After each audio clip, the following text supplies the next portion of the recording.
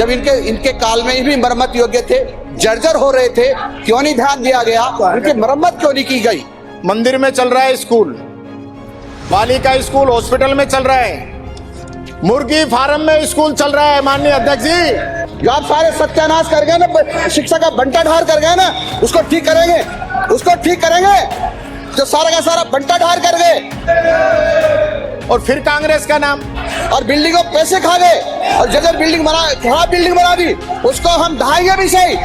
यानी बिल्डिंग नहीं बना सकते, ट्रांसफर कर सकते हो, अच्छी बिल्डिंग बनाएंगे और हम तारीख तय करेंगे कौन सी बिल्डिंग कब बनी है। ट्रांसफर पे ध्यान है, बिल्डिंगों पे ध्यान नहीं। बिल्डिंगों से संबंधित है। आपने कब तक किया था? ये भारतीय जनता पार्टी की सरकार है, यशोर गहलोत जी की सरकार नहीं है।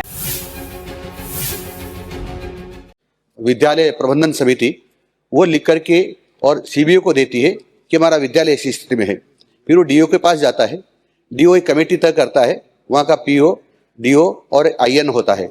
वो उसको जर्जर, यदि जर्जर घोषित करने की स्थिति में है तो जर्जर घोषित करता है, और जर्जर घोषित करने के बाद हम मैक्सिमम उसको 2 माह में जमींदोज करने की हमने 1 माह में जमींदोज करने का हमने तय किया हुआ है। उसको 1 महीने के अंदर जमींदोज कर देते हैं।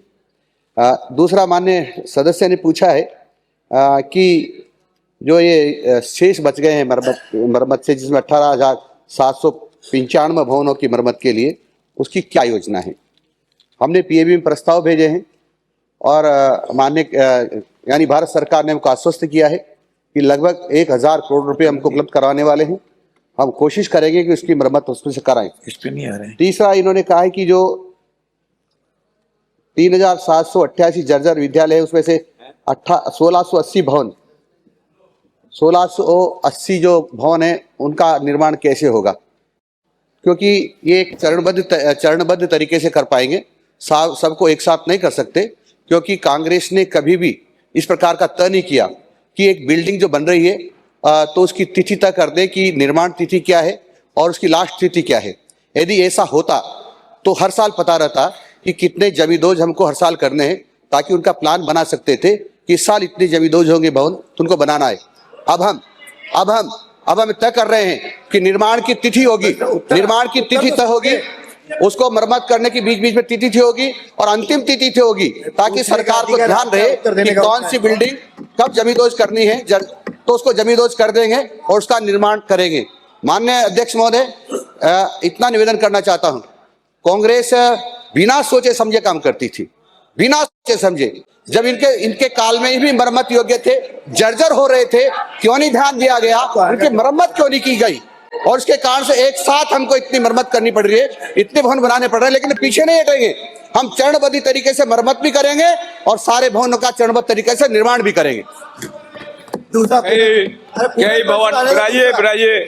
कई भवन समय से पूर्व जर्जर हो गए, गिर गए।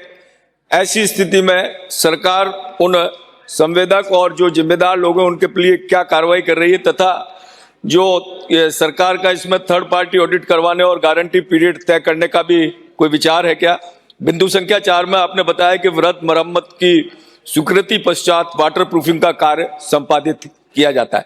आपने स्वीकार किया है कि वाटर जो रिसाव होता है पानी का, उसके कारण ही बिल्डिंग जर्जर हो जाती है। तो ऐसी स्थिति में हम क्या कोई ऐसा बजट सैंक्शन कर सकते हैं जिससे स्कूल स्तर पर उसकी वाटर प्रूफिंग विद्यालय की हो जाए, जिससे भवन जो है क्षतिग्रस्त ना हो? थर्ड पार्टी ऑडिट करवाते हैं, पीडब्ल्यूडी से करवाते हैं। 30 लाख तक की ऊपर की बिल्डिंग का हम पीडब्ल्यूडी से कराते हैं, और उसके नीचे की बिल्डिंग का अभी थर्ड पार्टी ऑडिट नहीं होता है। लेकिन मैं घोषणा कर रहा हूँ कि IITI और जो पॉलिटेक्निक कॉलेजेस होते हैं उनसे थर्ड पार्टी हम वो ऑडिट कराएंगे, ताकि बिल्डिंग का सही बनी है कि नहीं बनी है वो ठीक तरह से पता चल जाए।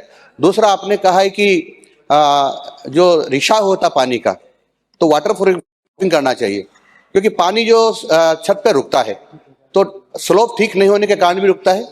कई बार कचरा जमा होता है, कोई सामान ऊपर डाल देते उसके कारण भी रुकता है। तो एक हम सीढ़ी की व्यवस्था करेंगे टेम्परेरी, ताकि उससे चढ़ करके हर साल उसकी सफाई कराएंगे, और आगे बनने वाली बिल्डिंग है उस पर प्रॉपर स्लोप देंगे, ताकि पानी का निकास ठीक प्रकार से हो जाए और रिसाव के कारण से जो जर्जर बिल्डिंग होती है वो जर्जर बिल्डिंग ना हो।